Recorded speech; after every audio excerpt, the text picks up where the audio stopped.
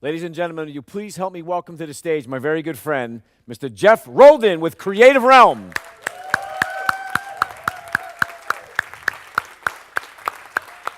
Thank you. Thank you. We on? Great. Thank you. I appreciate it. It's great to be here, and it's great to be a part of this event. Appreciate the opportunity, actually, to be able to sponsor and be a sponsor of the Speaking Empire event.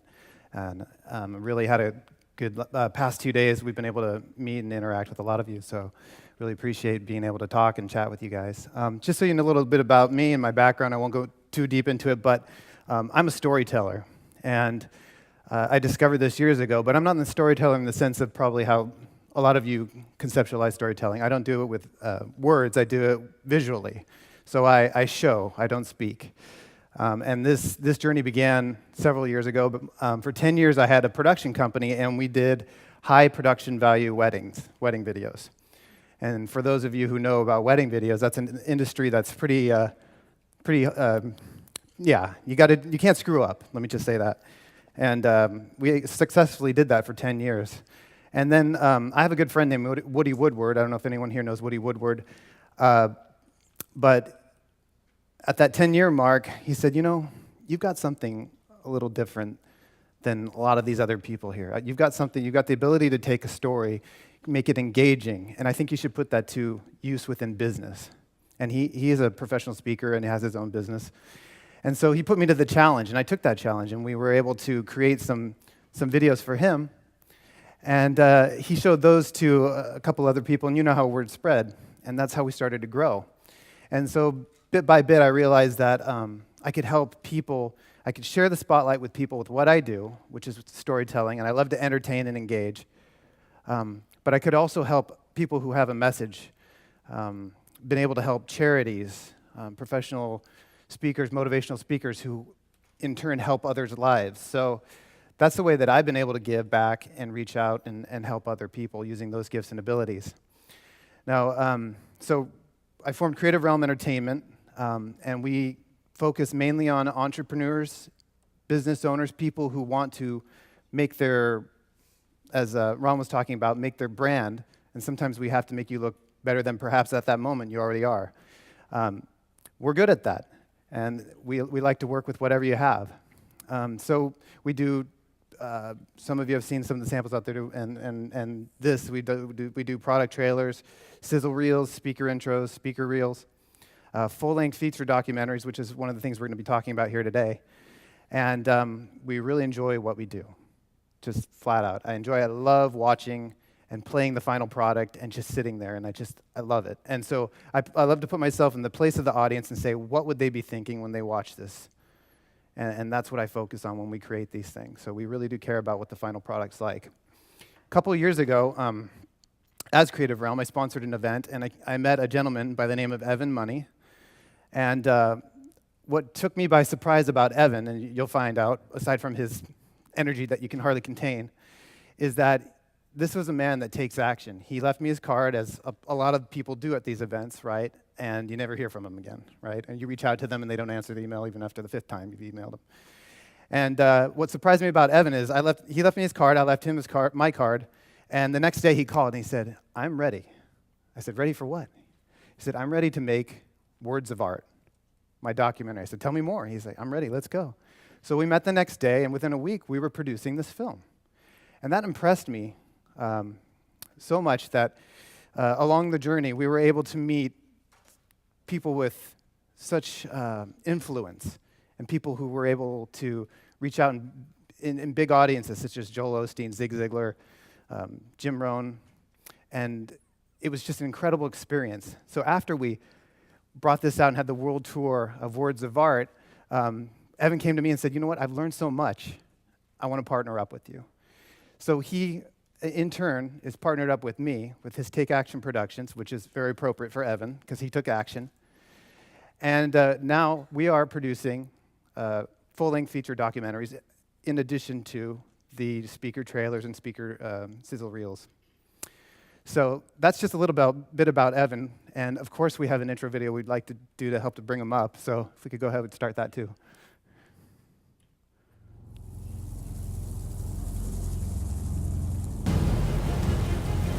Evan Money.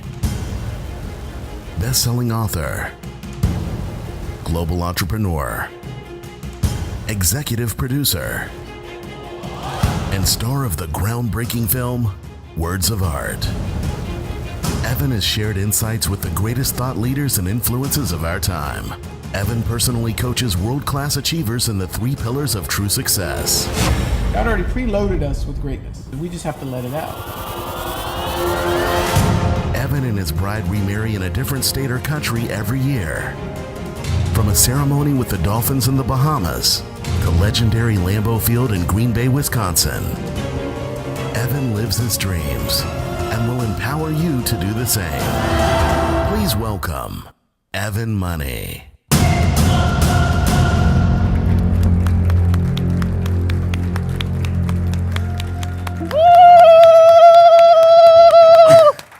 Lap 2. Woo! Where's Dave? Time my 40. Woo! Okay.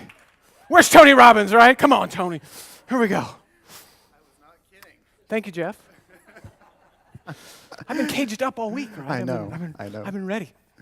Well, first of all, let's get the white elephant out of the room.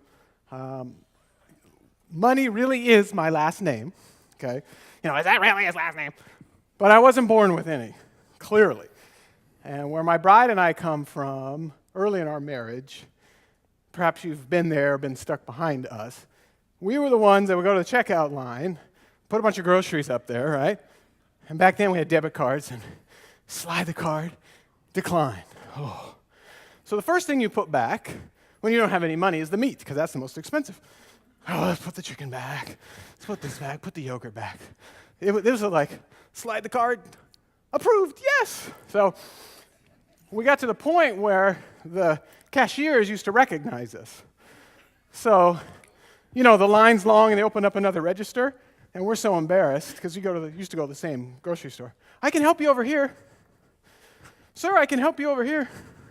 We're like, don't pick me, don't pick me, don't pick me. So we used to do tours of different grocery stores so they wouldn't remember us. And I was thinking about this, and I could still picture the lady. She was always the nicest one. Oh, here they come, holding up the line again. I was like, oh. So that's where we came from, okay? So having a last name with no money isn't necessarily the most fun thing to do. So I want to share that one. The second thing I want to make sure you guys understand is I get invited to speak a lot of different places, turn most of them down. We're kind of a cocooning family, homeschool our family. My bride and I are too busy romancing each other to go out and do a lot of stuff. So when I do go, you never know what to expect. This industry, unfortunately, there's a lot of interesting people and interesting business practices that go on. So being in the inner sanctum with Dustin and Dave, I was refreshed by the level of integrity that goes on behind the scenes. And I was like, wow, okay, I'm not the only one. You know, so it was so nice to be around people of integrity, people that really cared, people that really wanted what's best for you and wanted what's best for the sponsors. And it wasn't, oh yeah, we're gonna stack the thing and fill it deep and da da da da. So again, for you guys that are part of this culture and part of this team, you're in the right place because they really do care. And this isn't stage talk, so I'll get off the stage. It really was refreshing. So that's why I want to give you the very, very best. That's why you got 2 laps. I want to give you the very best that I had. So with the words of our journey, you know, Jeff called me, hey, we're doing this event. Why don't you come on out? Where is it? Tampa? So drug me out here. But this really was exciting for me simply because we've screened and had a worldwide tour so far with the film pre-release. And to be in the presence of speakers like yourself, this is the ultimate for me because this film is about the spoken word. And it's about speakers, and we have the greatest of all time from the Zig Ziglars. How many have heard of Zig? Okay, Jim Rohn. You got a Jim Rohn? Oh, you're going to love Jim's stuff. Fantastic. Joel Steen. Okay, we like some Joel people, all right? We got Joel. And Joel, I was telling Ron about this. The first thing I said to Joel Steen was, I said, Joel, when I first met him, I was like, dude, your hair is fantastic. I was just dreaming of like, oh, these curls and like, oh, what I could do with that hair, right? So to be able to talk about the film, but not only, because Jeff and I were talking, I'm like, Jeff, we're in the show business. We're not in the tell business. So we brought a short clip, not the full clip, obviously, because we want you to go see it yourself, but a short clip that we packed full of the iconic speakers. So you get to hear from Zig. We have any Dennis Waitley fans? Anybody remember Dennis? All one of you. Got it. Okay, we got another one. Okay, two. So, okay, we got Dennis in there, and we have some young up-and-comings. Yeah, so again, it is my honor to be here and to watch you watch, like Jeff was talking about, to see, speakers watching speakers and receive what the message that they have for you and how you can implement that in your life. And I'll share just one quick 2-second story. Dave and I kind of have the same disease. We just get excited and keep going, and the clock's blinking. Go home, go home. No, one more story. So we're in Dallas doing the Words of Art premiere in Dallas, and Dallas is where the whole Ziegler Foundation is and all of that. So we're premiering it, and I invited, of course, Tom Ziegler, his son, and Gene, which is the redhead for all you Ziegler fans. Oh, there we go. I got a few. My imitation wasn't that bad. So Tom shows up with Gene, the wife of Zig, and I'm sitting right behind them. So I'm watching Ziegler, and I was nervous. I'm like, oh, I hope they like it. So after the movie ended, I ran up, and Jean gave me a big hug, and she was, patted me on the knee. Yeah. And then Tom said, I'll carry this to my grave forever. Tom said, Evan, my dad would say, you done good. And I was like, oh. I floated out of there. I was like, oh, God, what happens? I'm floating up. So I hope you have the same experience watching some of the clips that we brought for you. But again, it's my honor to present to you Words of Art.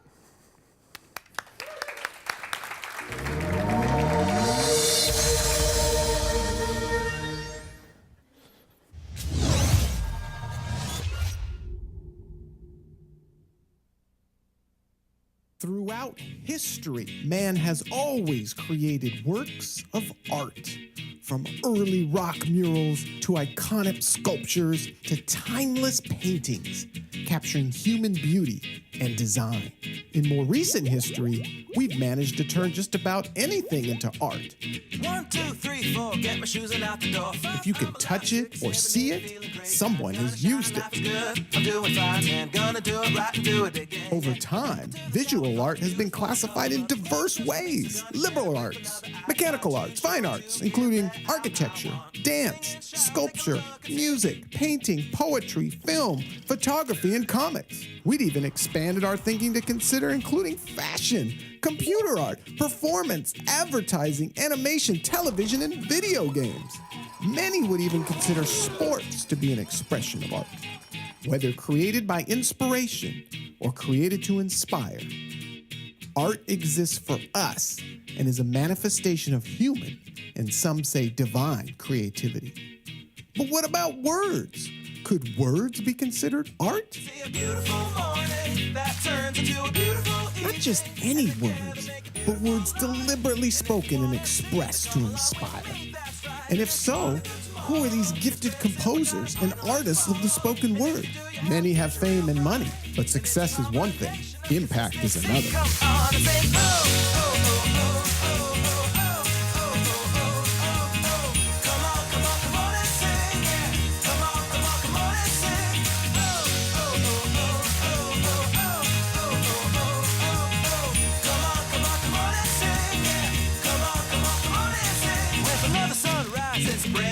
So gonna make a little list to keep the words away. I gotta dance just a little bit, move to be free. Keep my head up, don't forget to be me. Like I won $1 million, like I hit the pay dirt. Gonna smile from here to here. My name is Evan Money. Yes, my last name really is Money, but I wasn't born with any. In my teen years, my mom, along with my brother and I, lived inside this exact garage. Not long after, I landed my first real job in the sales profession. After 6 months of struggle, the top salesman handed me this, a pirated cassette tape of a man named Jim Rohn. That was when I first discovered the power words of art could have and their true impact.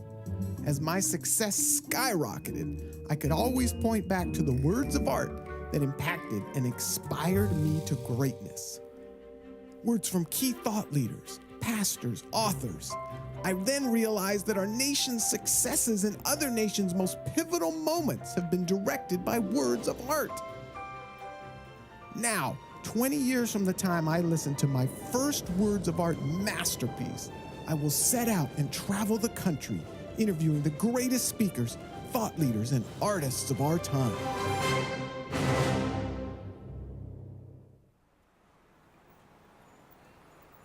Sometimes on the news, the weather person will announce that we're under a flash flood warning.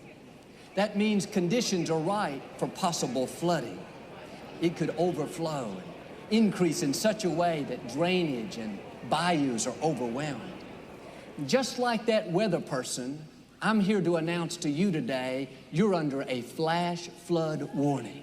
Conditions are just right. You've honored God, you've been faithful, you've passed the test.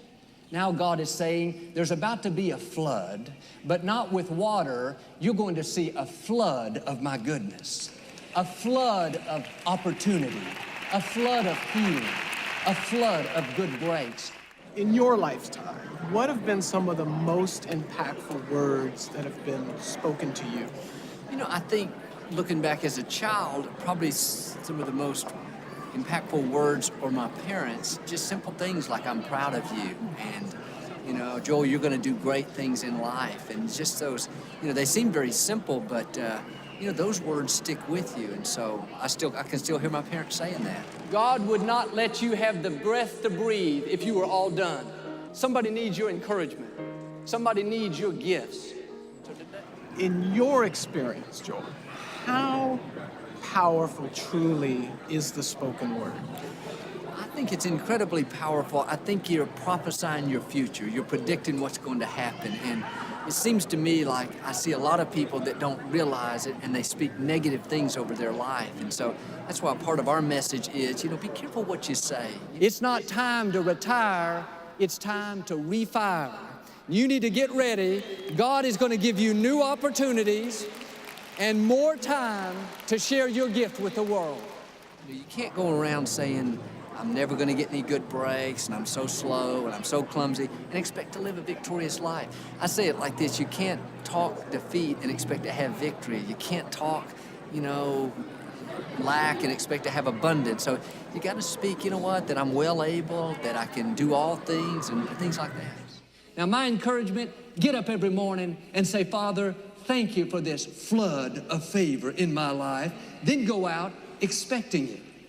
If you do that, I believe and declare you're going to see God's goodness overwhelm you. Get ready for it. It's headed your way. If you receive it, can you say amen today? Somebody asked me one time if I had a good description of life. I said, yes, I think I've got a good one. Life is the struggle to keep death at a respectable distance.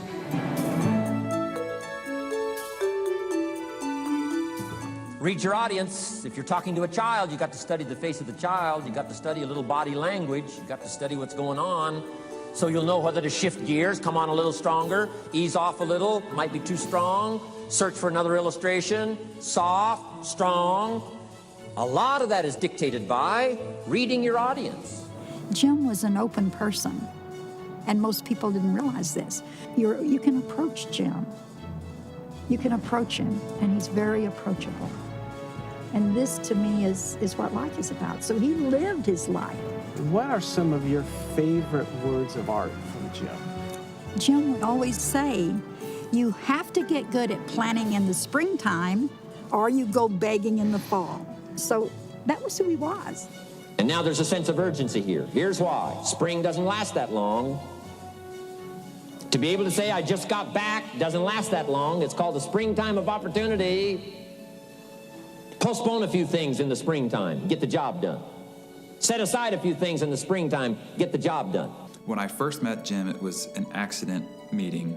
I was there to meet with the seminar promoter, And I walked into the room. The event wasn't over, so I sat at the back of the room waiting for it to be over. And Jim was at the front of the room, and I'm like, who's this slight, wispy, gray-haired guy with this weird-sounding voice? And he asked the question to the audience. He said, how many people here want to have more? And I thought, And so I'm thinking, okay, what do I got to do now? Because I was successful at the time, but I had done it just through brute force. I mean, just outworking, outfailing, out-prospecting, everybody else around me, just working everybody else under the table, right? So 14, 16 hours a day, it's like, I don't have the capacity to do anything more, but go ahead, tell me what I got to do now. And he said, if you want to have more, you want to become more. Major question to ask on the job is not, what am I getting here? That's not the major question. The major question to ask is, what am I becoming here? It's not what you get that makes you valuable, it's what you become that makes you valuable.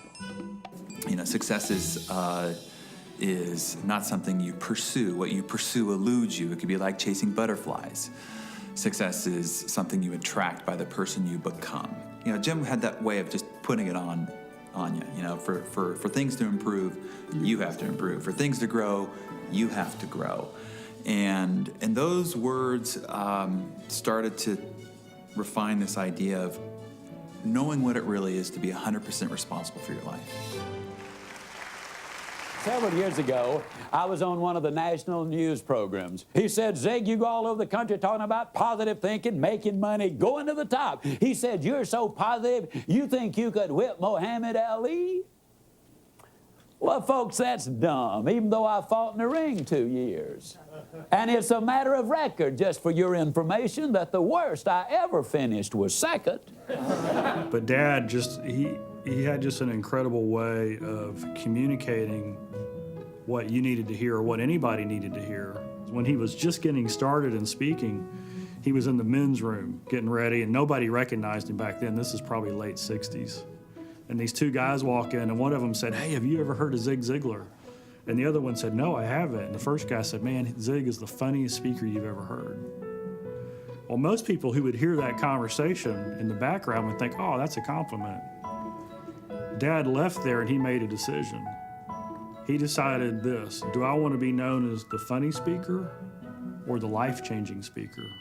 And that day, he put humor in its right place, not as the emphasis to get applause and to get recognition, but as a tool to help people understand what they're designed for, the way God made them, so that they could become all they could be. The purpose of Strategies for Success is to share with you, how do we discover the oil? How do we bring it to the surface? How do we take it to the marketplace? How can we learn to be so that we can do, and do so that we can have? I mean, would you say the spoken word is a legitimate art form? The spoken word is an art form. And the reason I know that is because I've seen people's hearts and souls moved just in the way you phrase something. I've seen people not moved at all when something is phrased incorrectly. And so what's the difference in those two things? Well, it's tonality, it's intent, it's motive. It's all the things that make good art. And Dad's, what he did is he inspired hope. I mean, that was his number one goal when he went on stage, was to give people hope. You see, you will have started to change from a fault finder to a good finder. Some people do really find fault like there's a reward for it. They really do. He knew that if people had hope, they would take the next step. Like he said, a child who knew that they had no hope of passing the test wouldn't even study. I studied Dad for a long time, many years, trying to figure out how come when he spoke, people took action. And so I realized that he had a formula. That's why he was able to impact so many lives. He gave hope. People identified with him and his story. They tried it for 30% longer. They got results. They realized that he was broken, that he gave all the credit to God. And then, of course, the last one is love. Is he would get on stage and he would love people. And when people saw that message communicated in love, it would change everything.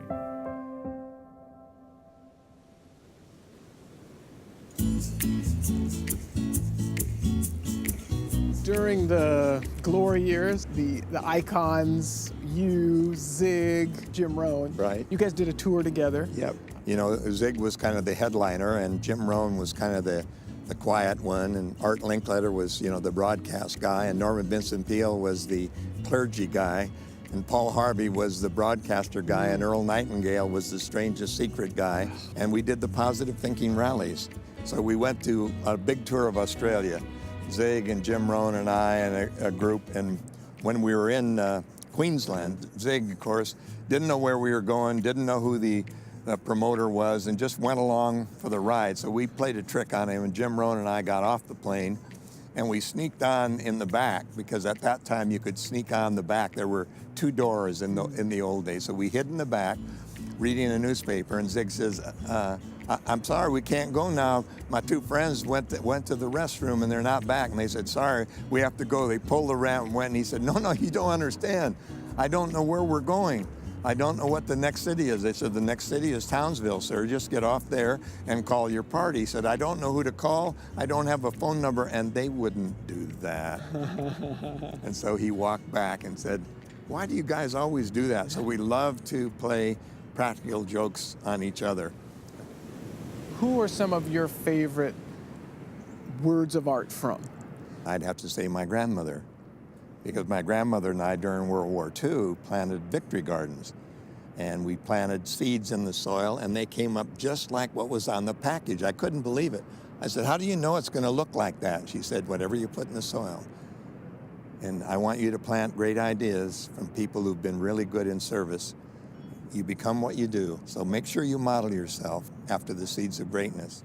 You were originally famous for your work with the Olympics. How important were the actual words as far as sports psychology goes? The whole idea of psycholinguistics, the language of the mind, is fundamentally important to Olympic.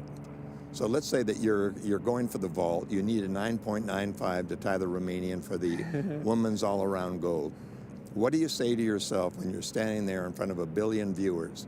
Do you say, why me? A bronze isn't so bad. I wish my parents weren't here. I'm getting sick to my stomach. The Romanians are better trained. Maybe they're on steroids. Would you say that? Or would you say, this is your moment in history, just like drill? Speed, power, explode, extend, rotate, plant the feet at the end. When the pressure's on, I get better. Need a 10, got a 10, let's go. So the trigger words, the affirmative words, there's a lot more to affirmations than just looking in the mirror saying, I'm rich, I'm wonderful. You really need to talk to yourself with all due respect. And so words are very powerful, especially in our society where sticks and stones will break my bones, but words will never hurt me. Oh, yes, they will. Words can be very powerful healers and slayers. So I think you can have words of art. Ladies and gentlemen, please welcome Josh Shipp. I can make fun of nerds because I am one. Sometimes nerds get mad. They're like, meh. Stop making fun of me. I will edit your Wikipedia page. Josh Shipp, 85-year-old Japanese woman. And I won't hook you up on Farmville. It's really can be a competitive sport and an art, speaking to, high school, teenage audience, because that whether it's working or not. I don't want to give you some sort of cheesy, unrealistic motivational speech like, be the best, be the best. I don't know why I'm bending my knees like that. That's like, you've heard this, but be the best. What? Shut up. You have to earn the right to become good. And it takes a lot of time. It takes a lot of not doing well to do well. I'm not asking you to be the best. I think that's cheesy. I think that's unrealistic. What I am asking you to do is be your best.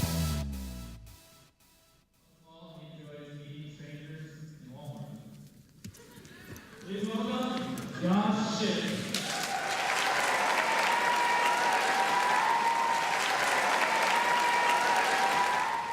So Josh, I'm assuming you would agree that the spoken word is an art form.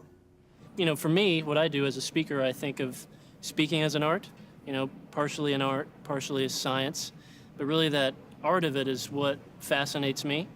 Those subtleties, the ability to shift certain things, to take a sentence from 7 words to 5, and it has more punch or it's funnier. She's like Martha Stewart on Red Bull with a Glock. You like go over to mom's house, you get all hyper and be like, "Ah, you want a cookie?" I'm like, "No thanks, Mom." She's like, "Brace yourself." Fine, give me the cookie. I'm not, I don't want to be a comedian, but I have to earn the right to be heard. And with high school kids, who are skeptical, who, these guys are shoved in an auditorium against their will. It's like, listen to this guy. And so that part is fun for me, to see the kids go from like this to, this is interesting, this is engaging, this isn't what I expected. So, okay, I'll give you a shot. Success is not about perfection. Success is about your willingness. Are you willing to dedicate yourself to things that are difficult, challenging, but worth it? What have been the most impactful words that were ever spoken to you? It's not that the words were incredible, rhymed, or were brilliantly artistically packaged. Is that they were meaningful, authentic, at a time where my ears were open. So I think about, when I went to jail and kind of had my rock bottom moment. And then my foster parents brought me back to their little living room. They said, "Josh, we don't see you as a problem, we see you as an opportunity." They had probably said that dozens of times. The difference was I had hit a rock bottom moment. I was face to face with my own stupidity and stupid choices, and I was willing to listen to something. So that, "Josh, we don't see you as a problem, we see you as an opportunity. You're not a problem, you're an opportunity. You don't have to allow this stuff to own you. It's an opportunity." That was without question a life-changing moment for me. What do you think the most impactful words that you've ever spoken were? I've gone through all this stuff. I have a story to tell, and I need to have the guts, the courage to tell it. And the cool thing is you never know, like, something I said in there today, for some kids it was like, yeah, it's an interesting idea. But for a couple kids, it's like, they have had a rock bottom moment. They have had some sort of thing happen in their life where they're more open to new ideas, to being influenced, inspired. I remember one of the handful of first times I shared my story, this kid came up to me, a young woman. She hands me notes, says, "Thanks, I don't need this anymore." I stick it in my back pocket, and I'm like, whatever, I'm like 18, she probably thinks I'm cute, want me to go to the prom with her or something. Get out to the parking lot, digging through my stuff, trying to find directions. Open it up, it's her suicide note. No joke. I remember I just put the car in park, and I'm like, holy crap. This is game changing. This is no longer, I'm a monkey on a stage trying to entertain people. But something I said from an authentic standpoint connected with this young lady at a time where she was vulnerable, at a critical stage in her life, and somehow it made a difference. It means this: when you don't talk out, you act out. When you do not talk out, you act out. Go find some caring adult, I don't care who it is, and say, "Hey, there are a few things I need to get off my chest." I think the most important message I have to bear in high schools, around the world, is no one's perfect. Everyone's a little bit screwed up. Everyone's a little bit scared. Don't think you're alone. It's okay. Find a caring adult. They'll understand.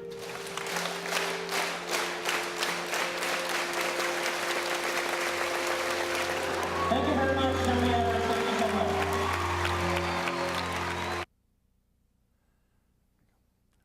All right, my friends.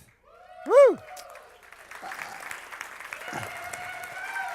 That was really cool. What do you think of those guys? I think that's extraordinary.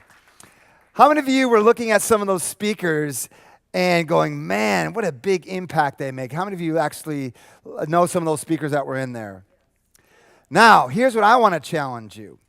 I want to challenge you to be one of those speakers in something like this, and where you're stepping into your greatness, where you're leaving your legacy, where you're making the difference that you were born to make. How many of you are just committed? Yes. Yeah, baby. I am too. I'm so excited. So I've known these gentlemen for a while, and I just really want to, when I want to say, challenge you. Now, I know we're creating videos. We've got websites. We've got intro videos. But again, remember, I want my speakers not to be good, but what? Great. And I want you to be greatness. And I think greatness starts with your image of what you're portraying. People look at you. You know, they go to your website, they go to your social media. And here's the stat. 9 out of 10 people, before they'll buy from you, will check you out on social media, check you out online before they buy. And when they do buy as a speaker, that's where they're looking to see if you're congruent. So it's very important to make sure we get this brand. So what I wanted to do is I wanted to take the time to really interview these guys, and I wanted to ask them some questions about how do you create video like this? How do you create world-class video? What are some of the trigger points? You know, how do you engage an audience? So that way we can learn from these guys. So let's give them a warm welcome. Come on back up here, you guys.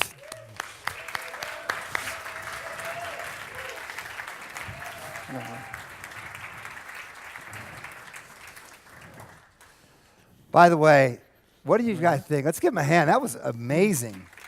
Thank you. You guys are awesome. You guys are really great. So I've got a question for you guys. And obviously, we're all thought leaders and we're all speakers trying to make a difference. What do you think when somebody starts doing video work, what do you see, I think, the biggest mistakes? Biggest mistakes. You want to take that one first and I'll answer? Well, I'm just glad we're on the chair so I can show off my socks. Ron would really appreciate this. Yes. So I just wanted to. There we go. Me and Ron. It's going to be the new thing. Back in the day, it was the speakers with their watches. Now it's going to be the socks. Yes. Oh, I feel like I'm out of yeah, it. See, he's not the speaker, so he doesn't. I just get creative with the video. So not my biggest socks. mistakes as a speaker, make sure you got nice socks. So these guys are doing video work, and you know, I think there's some internet marketers telling me, oh, just make some mumbo jumbo video work. What do you see, you guys, as biggest mistakes? I'll let you. Okay. I'll let you up. Yeah. I'll let you up. Okay. Actually, you know, one of the biggest mistakes I see is people really building themselves up. I mean, they go through the effort of networking, of building their brand, trying to get out there, and then they send people to either their website or even they haven't done any video work, or they've done a little bit of video work, and it's just subpar, and they're expecting to get paid massive amounts of money for what they're doing, or charge massive amounts, and it's like when you go to the dollar store and you see the same toy at Toys R Us. The difference was the packaging, right? One's $1, one's $40. So it's really about the packaging and how you sell it.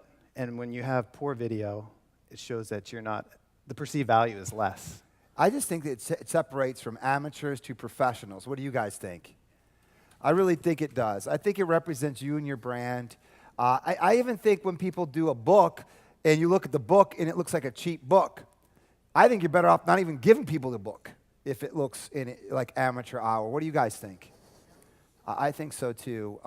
Well, here's the biggest problem with that, Dave, that I say, I'll make sure you guys understand it. It really comes down to the 3 C's, and I've heard that throughout the week is, it's not, in the old days, it was show me your credibility, which was a business card, right? Let me see your card. Now it's people want to see. They show me your credibility. They're going to go online, and they want to see your credibility and see what you're about. And you have to, especially in today's world, it's a thin slice world. That's why a friend of mine says, oh, Evan, I love your video. You got the voice of God on there. You have to catch them, right away and keep their attention because you're competing with all the other stuff that's out there. And again, it's second they meet you and they see something cheesy. It's like someone handing you a business card that is printed on regular paper with a, cutouts. It's just thrown away.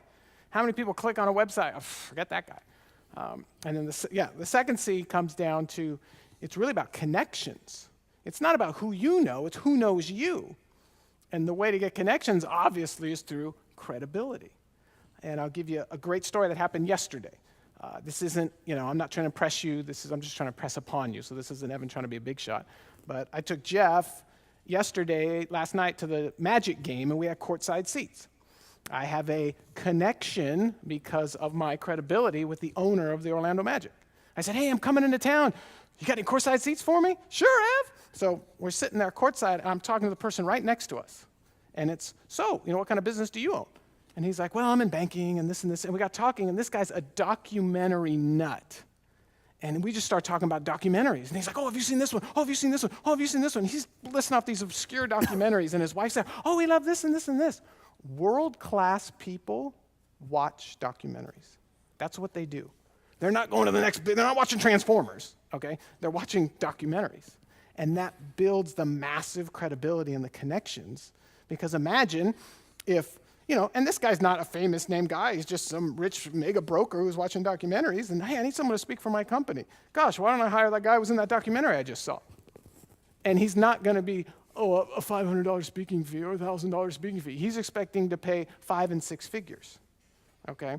Now I know why I like documentaries. There you go. And then the last C, Dave, really comes down to, and this is big for me because you talked about it too. The last C comes down to chance. You have no chance, 0, to get the message that's in you out if you don't have credibility and you don't have connections. Now, should it be that way? No. Okay? It shouldn't be that way, but that's the way the game is played. I see people on these talk shows and this and this and this, and I know you've probably seen them too, and if you're like me, you're sitting there going, how come they're not interviewing me? How many are brave enough to say they've been in that position? I was going to ask, how come I'm not in the video? Yeah. Why? Where am I? Okay? Let me ask you, how many of you would like to be in a video like that? I mean, I want to be in one. So I can see how it can. Yeah. I can use it for marketing and positioning and stuff. You're in the sequel. Yeah, I'm definitely. Words in of the art sequel, too, right? baby. All right, he heard it. Make sure we got on film. I'm in the sequel. You got it. So it just hurts my heart to see people with great messages that can't get it out there because they think their little shaky, cheesy iPhone 4 video on their website is going to do it. And it's not. People, look, meeting planners, people that book speakers, they don't book you. They book your reel. Because that's all they have to go by. That's their authenticity. If you don't have a reel, you can't get booked in the bigger stuff. Yeah, let me ask you this question. How many of you are looking to get more speaking gigs? Let me see your hands. Okay, put your hands down. How many of you that had your hands up have a speaker reel? Okay, 1, 2, 3, 4, 5. So literally, for those of you who have the reel, you have an unfair advantage because you did a strategy and activity above and beyond than the common speaker reel. Now, we have above common speakers here, so I guarantee if you went to the NSA and asked them, maybe 1% have them. But now, out of those that you raised your hand in your speaker reel, how many of you don't have a B roll but an A roll, right? How many of you have a really nice one that you really be proud of? Let me just see your hands. Seth. Nobody. Does anybody We have got one? one. We got There's one. Seth. There's Seth. Seth. Oh, okay. Well, he doesn't count. I just kidding. So I think it's an important tool, strategy that we could consider to get on more stages is having an amazing speaker reel. Let me ask you guys this question because I actually saw there was a pretty cool company here in Tampa that helps people with publishing and branding and stuff. And you went to their website, and everybody wants to know who the personality of the people are. They want to know, they buy you first in your business. They had this great documentary, not of what the product was, but about the people and their cool environment and meeting the people. And they had this like sizzle reel, like 3-4 minutes. And I actually was like, wow, I actually fell in love with that company. And I'm like, Dustin, let's do this for us because I can see that when people go to a website, it's just a brochure. There's no engagement. There's no emotion. They don't know who you are. It's black and white, and they're gone. So tell us about what you guys have seen, how to use video to capture that. Well, actually, kind of along those lines, I was wondering, since you've made that investment in coming to me and producing Words of Art, what the impact in the C's, what have you seen in your business? That's a great question. Again, I'm a big transparency guy. Here's the real deal. I was one of these stubborn, I love Jim Rohn because I'm kind of his story. I'm traditionally a businessman. So I had these businesses going, all this stuff going, and we're successful and great. That's wonderful. And I really wanted to get into the personal growth space. And I wrote a book, and everybody who read the book was like, Evan, this book changed my life. Not like fluff, but like, man, on page 27, you said this. I'm like, Oh, I did say that. Yeah, yeah. I mean, just stuff that really changed people's lives. And I realized, man, if more people could read this book, I could help more people. But I was frustrated at the system and the game and the whole thing and da-da-da-da. And so I fought tooth and nail. I don't need a sizzle reel. That's just fluff and stuff. Why don't they get to know me? They need to know who I am. And it was like, okay, so with that attitude, the people that invited me to speak were very low. Once I got my sizzle reel, then it's like, it was about how to learn how to gracefully turn things down. Okay? And you guys saw it. And it's not that Evan's so exciting talking to me. I'm the third person. I now get standing ovations before I speak when I show the sizzle reel. Yep. You guys were witness. Hey, he's kissing his wife. Oh, yeah, it's exciting. Because now you get a snapshot of who I really am. If I could spend 10 minutes with you, I talk to you about me and my bride getting remarried every state or country and all the stuff that we do, but that's not realistic. But I can put it in a package so people get, hey, that's that spazzy bald guy. I like him. Okay? And so that's the thing. You can put together a sizzle reel, but it has to tell your story. And we've all seen a lot of crappy documentaries. And you've seen stories that are told wrong. And so what I love about some of the products that you guys have is you're going to help people craft their story and craft the message on the stage. Because you're like, well, what about this and this and this? And it's like, well, people don't get it, right? So Jeff is able to craft your story, put it in something quick so people get it and go, oh, that's who that guy is. So literally the speaker reel has changed my life because I have so much stuff and everything going on. The running joke in our family is, I don't like going to these events, not these events, but like mixers where people don't know who I am because it's like, I need 10 minutes to explain all the things that I do. It's like, so who are you? What do you do? Oh, well, I got a production company, I got a business, it's like, people are just, can I just show you my reel? Here, let me just about the phone. So literally my life has changed because now they show the reel and the room instantly gets who I am.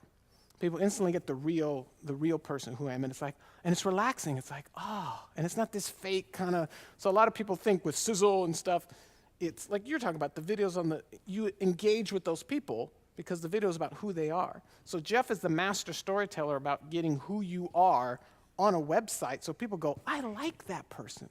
Not everybody wants to book the spazzy bald guy. Okay, they want to book you, but they have to know who you are.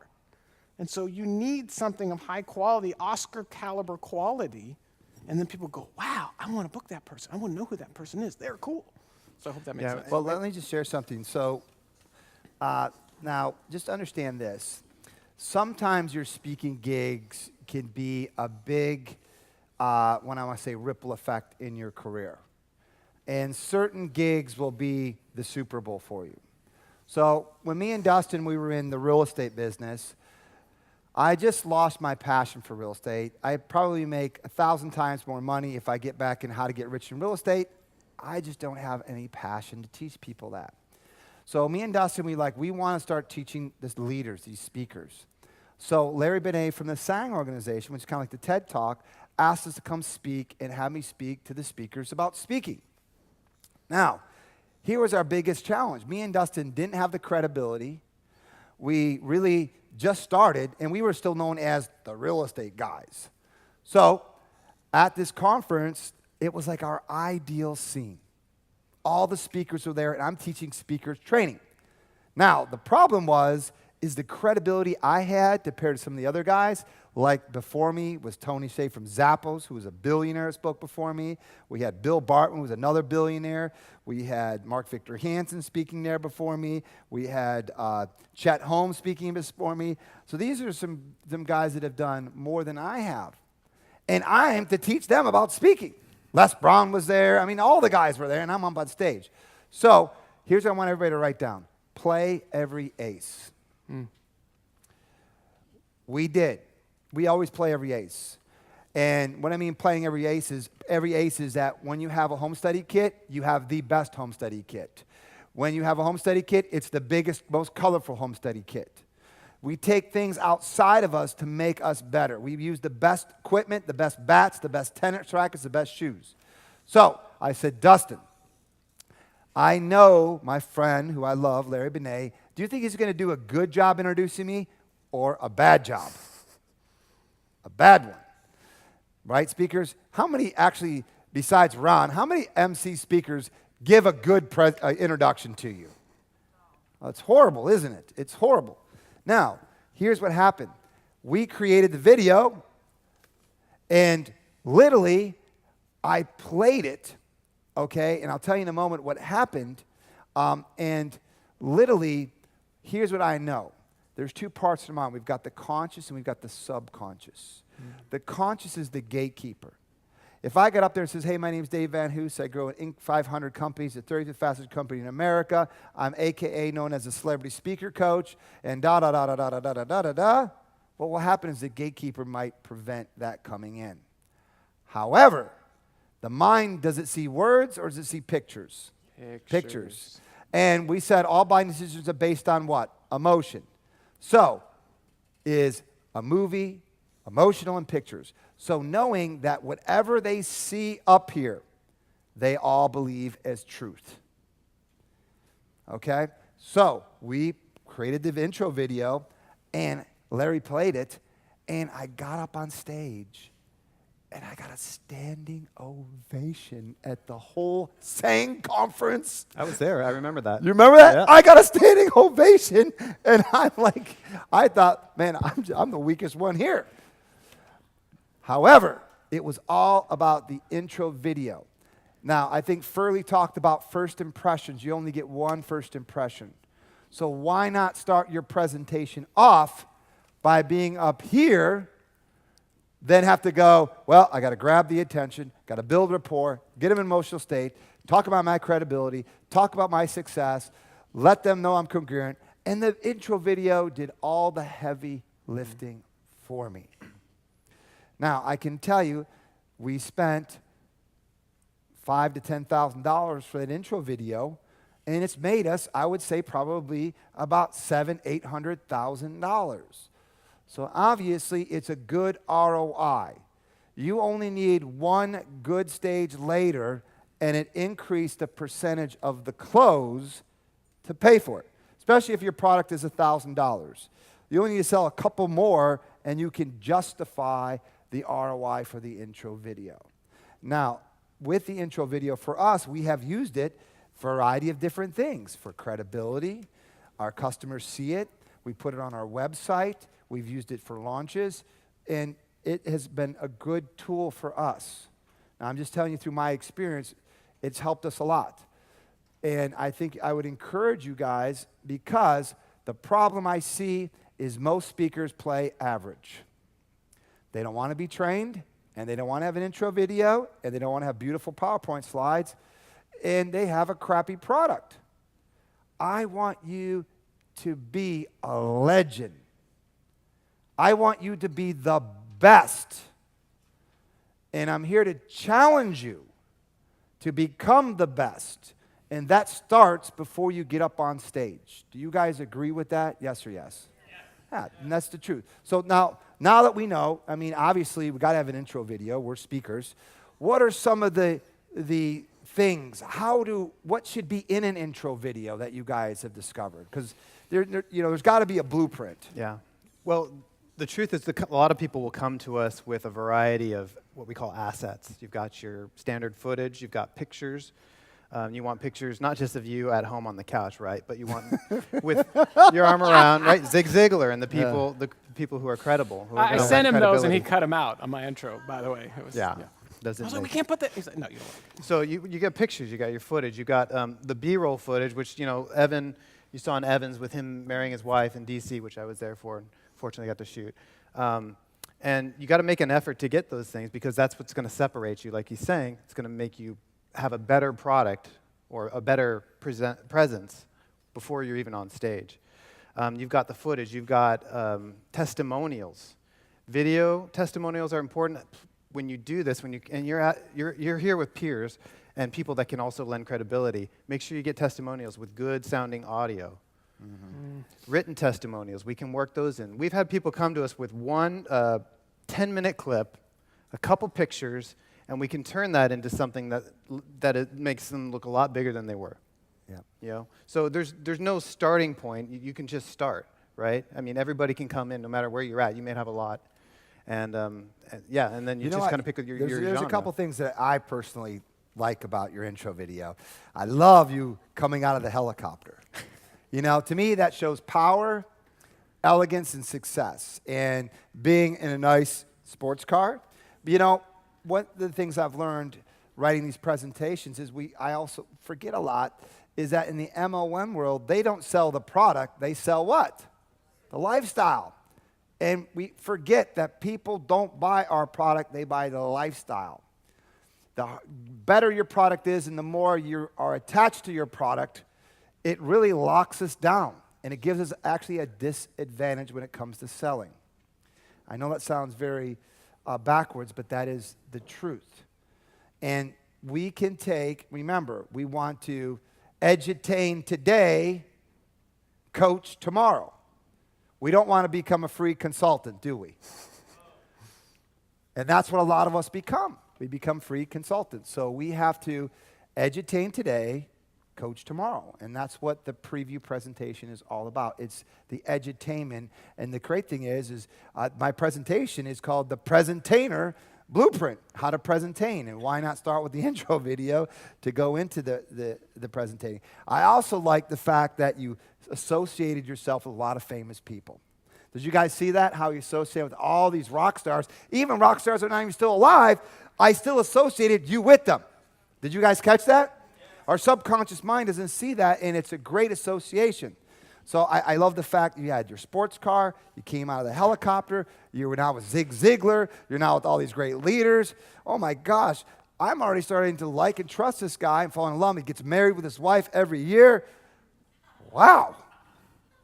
Man, I need to step my game up. Maybe I should go buy his product because this guy has a lifestyle, and that's why they come to these boot camps and seminars, because they're looking to improve their lifestyle. What are some of the other things that maybe you put in there that we didn't see that really help motivate the audience? Well, let me just, I would love to give you the behind the scenes of some of those shots, because you guys would be on the floor going, that's what happened, really? So we're filming, I'll just tell you real quick, we're filming the helicopter shot, my bride and I. And of course, again, perception, right? Oh, they just walked out of the helicopter and we got one shot, we're done. No, that was like take 25. So Jeff is screaming at me. I got my kids in the car waiting. Jeff is screaming at me, going, dude, you're too tense. Look relaxed. I'm like, dude, there's a helicopter blade 3 inches from my head, and if I had hair, it would be gone. And my bride's trying to be glamorous and walk, and it's like, it looks all cool up there, but we're like, the first clip, it's kind of like this. It looks like James Bond, coming out of the helicopter. I think it's pretty cool. But what a lot of people don't realize, and we'll use the clip and then words of art too. I mean, you're doing a movie called Words of Art, right? Words are the important part. But how different do you think that movie would have been if there wasn't any music? Okay, and it's not just any music. It's about timing the music to bring the emotion out. And that's what masters do. Okay, he has the repertoire to say, oh, we can put this note here and this note. I've seen Words of Art, I'd love to say 1,000 times if I've seen it once. And I still get goosebumps because of the music. And it's like, oh, here's the part where Josh just, oh, and then they go down my spine, he's talking about this. So the music is what creates that emotion, and that's the magic of what creative masters can do. And that's what he learned. That must have been, oh my God. But I mean, if you think it's the 10,000 hour rule, you guys Malcolm Gladwell, anybody read Malcolm Gladwell? You know, it's like, okay, the 10,000 hour. Joel, so we got a lot of Joel Osteen fans? Most people don't know Joel spent 16 years filming his father behind the scenes. So speaking? He was filming his dad. As his dad was a speaker? Yeah, his dad was the pastor before, and he was the AV guy. I don't want to be in front of the camera. Don't put me on stage. Yeah, and so suddenly he's thrust in the light. But after all that time, he understands, hey, this is what catches people's attention because he's watching it and he's putting it together. So all the 10,000 hours that he spent watching the drunk brother-in-law, and then we went over, but understanding how can I tell this story of this person's wedding, because every story is different, right? And so that is what he's able to bring and understand how to really, and that's the master part. Anybody can put a bunch of clips together and throw just a lame track underneath, but it's just like, So I'd love to, if we had time, to show you the different versions, like my intro, right? What if the voice of God wasn't talking? It was just, no sound.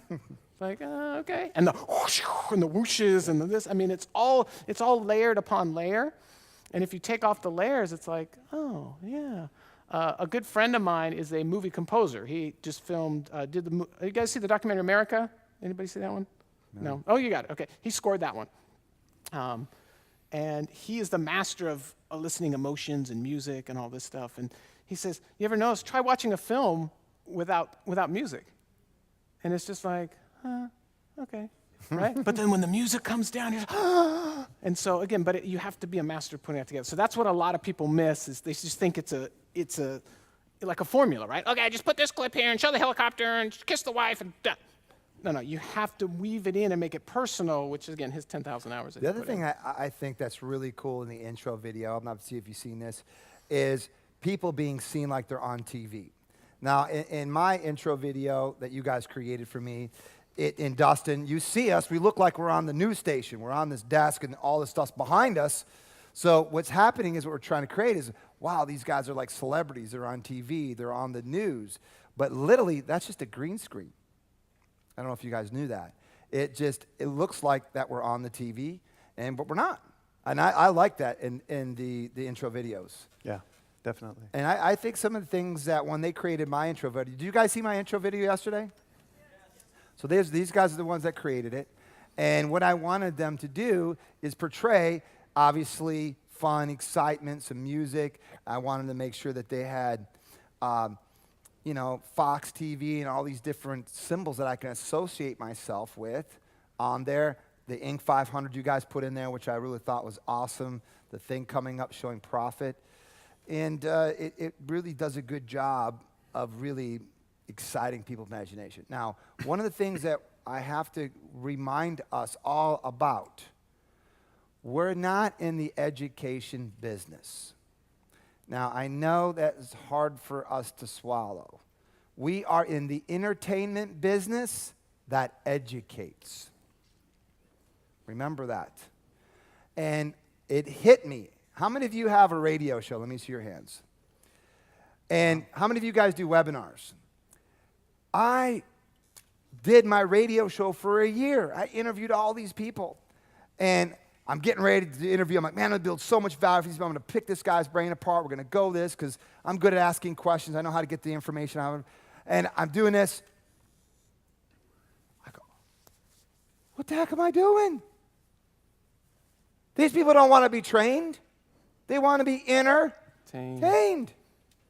Does Oprah go and pick people's brains apart and trains everybody, or does she entertain everybody? She entertains. We want to be like Oprah, right? We want to get our message across. We have to be entertainers first, then educators second. Does that make sense to everybody? It's just the way it is. I didn't make the rules. I'm just telling you, we are an entertainment business.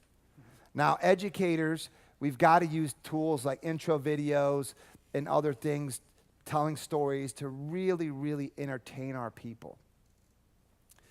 And because we all know that stories sell, facts tell. So another cool thing, how many of you in this room want to sell high-end products? Let me see your hands. One of the strategies that Dustin's put together is obviously when somebody's investing a lot of money into your coaching or your mastermind, they literally like to have what they call shock and awe. They like to have something physical. So Dustin's created like a nice packet that we mail to people.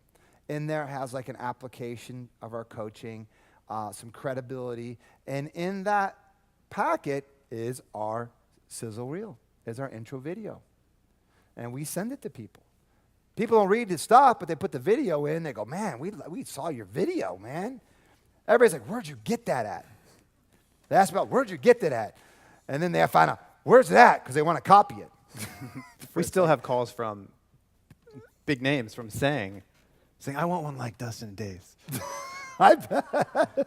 I'm like, you don't have one? Been around for years. Yeah, I get people calling me up and goes, oh, hey, you remember the intro video? I'm like, yeah. And I go, well, I'd like to see it again. I'm like, I already know what they're up to. I'm like, guys, if you want to copy it, it's online. On the website. Go ahead, It's okay to copy ours.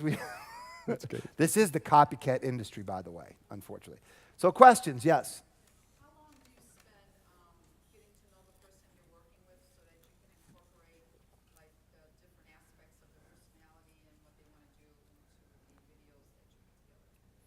Well, we work with them a little bit on the scripting or the outline. We don't need a whole lot of time because you best, so you help in that process. And then we're obviously expert in doing this. We've been doing this for a while, so we can ingest that and create something fairly quickly. Yeah, we have an intake process. There's a whole process behind it and a system so that we can get this to you effectively and quickly. Yeah, they just, I think that intro video you saw, I think you guys put that together 2 weeks before this event. I'm like, man, I want my intro video better. I'm always pushing the envelope. I'm like, Jeff, you got to make it awesome. And he said, no problem. That's good. And what did you guys think of it? It was really good, wasn't it? And very entertaining. And actually, it's going to absolutely increase sales, for sure. Absolutely. So I'm excited. Any other questions about? I have a question actually more for the audience. I love the power and importance of music, and I believe in that. I wasn't aware of music except the way it was making me feel during it. And I have to see it like 2 or 3 times before I think, oh, the song. And I'm wondering if that's typical or. Well, that's the magic. My friend who's a film scorer, the biggest frustration about this industry is if you notice it, something's wrong. Right. You notice when the music's off, you notice when the clip is off, you notice but when you don't notice something, that's the reaction you're looking for. I didn't really notice the music. I just, So yeah, for me, that's a tough part. It's like, how do you build an industry where nobody notices? Right. And if they do notice, this is off, this is off. Any other questions about documentaries or intro videos? I think a good example, a case study would be The Secret. There was a lot of speakers that got together. They all did a documentary. The Secret, it took off. And now these people are famous overnight. Now everybody knows who these people are in The Secret, and they're willing to throw whatever money at them because now they're the expert in that. They made a ton of money from The Secret. However, I think they left a tremendous amount of money on the table by not doing what I believe is they should have went to city to city to city to do the Secret boot camp. If you guys like the movie, come to the event. All there are trained speakers like you, they're going to teach and they offer up their coaching. Man, the money, I'm thinking, I was trying to get a hold. I'm like, gosh, I will run all the Secret boot camps for you. Oh, my Lord. Well, let me share on that. Just a quick share. I know some of you may be out there, kind of like me. I'm the positive guy, but in my head, I'm kind of cynical. And it's always like, okay, yeah, well, that's great for you. What about me, right? I don't have a video next to Joel Osteen. What about me? So I want to tell you a story about Angela. Now, it's funny, when I imitate people, they're like, I don't sound like that. My bride's like, I don't sound like that. I'm like, I'm just generalizing. So Angela, I'm at an event, I'm on a panel. They introduced the producer, right? We show the trailer, everyone's excited. It was a women's event. And I come down from the panel and literally swarmed by women with their stuff. Here's my book, here's my thing, I want to make a movie with you, telling them, they're pitching me, right? So and it wasn't really put together really well, so I just have this mob like in the corner. So I'm trying to get to everybody. It's like, didn't have time to say, can we line up, right, and do this, like a book signing, right? People line up and they actually. We'll tell you, not book signing. Everybody grab their credit cards out right now. Yeah, I got my swiper right here in my back pocket. So I'm in this process, and all of a sudden I see this young lady, like in the midst of the battle, coming towards me with this. Basically, it was like a glowing light. She radiated love. She radiated happiness. I'm like, wow, she's happy. And I got all these people, trying to pitch me. And I'm like weeding through, and she's got her stuff. She's got her stuff with me. She's coming towards me, and I'm like, and I literally brought her up. I'm like, who are you? What are you about? I rarely see really happy, excited people. She goes, hi, my name's Angela, and I just want to get you my stuff. And I was like, okay, great. I met everybody, and I took her stuff home, and I told my bride about her. I was like, man, I met this amazing gal. Her name was Angela. She looked ageless. Her skin was perfect. As I'm losing hair and getting sunspots, I noticed, people's perfect complexions. I'm just like, man, how do I get that? And so she gave me her stuff, and I read her book, and I'm like, oh, I got the wrong material. This is a story about a lady whose children have died. This is a story about a lady whose husband had a brain aneurysm and can't talk anymore. This is a story about a woman whose brother killed her sister. I got the wrong book, so I called her. I'm like, this book has your name on it, but it's not your story. She goes, oh no, that's my story.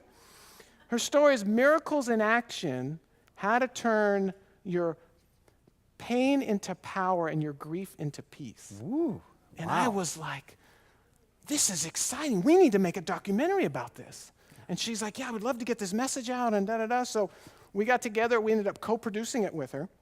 And this is what she said, because to make a documentary, it's an investment, okay? But she said, she looked me right in the eye, she says, I don't have the money, but I'll get it. And I said, okay, well, we're going to underwrite a piece of this. I love this story. This is fantastic, okay? She put a Kickstarter campaign out. And everyone came out of the woodwork to support her because she had credibility, because I'm working with the producer of Words of Art, with Joel Osteen, and da-da-da. Where before, she wouldn't have had that credibility. So she's able to leverage my creativity to get her story told. And I was able to co-produce, underwrite some of the costs to get her story. And now she has a story for the ages, a movie we just finished. And now she's going to be able to reach the world with her story. And I know in this room there's better stories than that. And I want to hear them. And we're ready to produce some more stories. So we want your stories, and we want to hear you. And we have ways of, Hollywood's always about creative financing, right? So if you don't have, all this money in your credit card, that's fine, but we will still want to work with you and put it together. So if we can, I have a clip, if you want to see Angela's clip, because again, okay, Joel's not in it, right? Okay, so let's see what we did with Angela.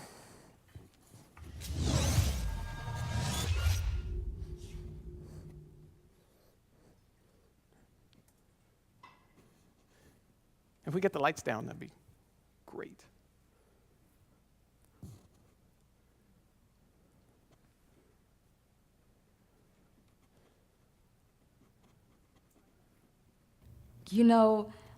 Growing up in St. Louis, there was this lady who lived across the street.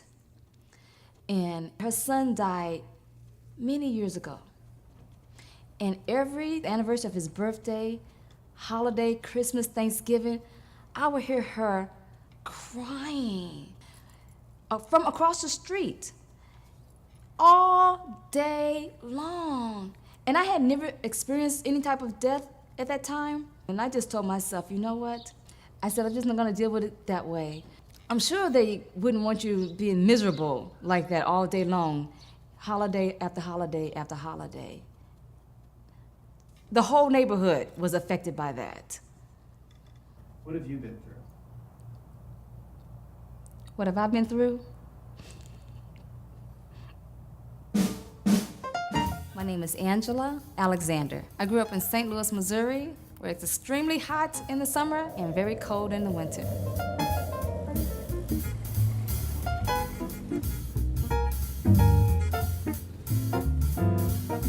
My mother had 8 children. So I have 7 brothers and sisters, and I am the 7th wonder.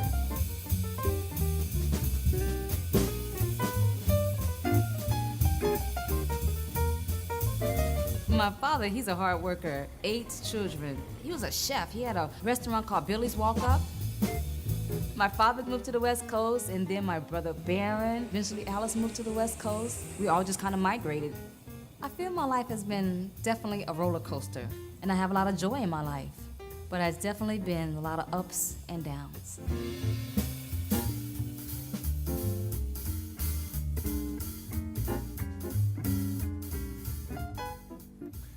Well, what I like to do real is... quick, I'm sorry to cut you off, but just so you know, Angela recently, now this is the key, she was, how many have heard of the Women's Conference in California? California Women's Conference, Marie Shriver and the whole thing. That's like a big, big event. Okay, thousands of people apply for that event. How would you like to be invited to events like that? Yeah. Okay, because she was talking to a person and said, oh, I'm having a documentary made about my story. She was invited to speak at the California Women's Conference. What Dave said, he got the leverage from the video at saying. Angela now, instead of, oh, pick me, it's like, oh, we want you. All because she said, oh, yeah, I'm having a documentary made about me.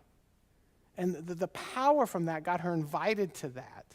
And so we actually we were still making it. So we got the cameras out and we're filming her and doing the whole thing. Yeah, and it's actually in the documentary. So again, it's not about, oh, you have to know all these contacts, no jokes, and all this. It's about your story and bringing your story out. And whatever your story is, it is. And I'm just really excited to hear from you guys because I know there are some Academy Award-winning documentaries out there that I'm excited to make. Well, here's what I like to do. I like for us to go on a break. And how many of you would maybe possibly think about doing a documentary or an intro video? Let me see your guys' hands. Oh, wow, that's a lot of you.